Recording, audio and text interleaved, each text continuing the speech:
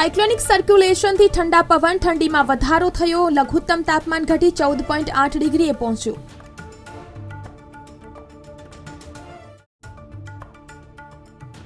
સપના થયા સાકાર. વડાપ્રધાન નરેન્દ્ર મોદીએ વર્ચ્યુઅલ આવાસનું ઈ-લોકાર્પણ કર્યું. 1922 જેટલા આવાસો લાભાર્થીઓને પ્રાપ્ત થયા.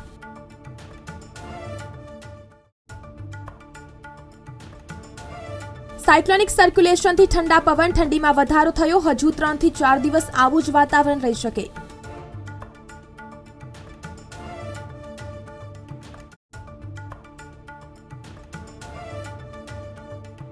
ભાવનગર શહેરમાં ઠંડીની તીવ્રતામાં વધારો. 4 દિવસમાં તાપમાનમાં 5 ડિગ્રીનો થયેલો ઘટાડો.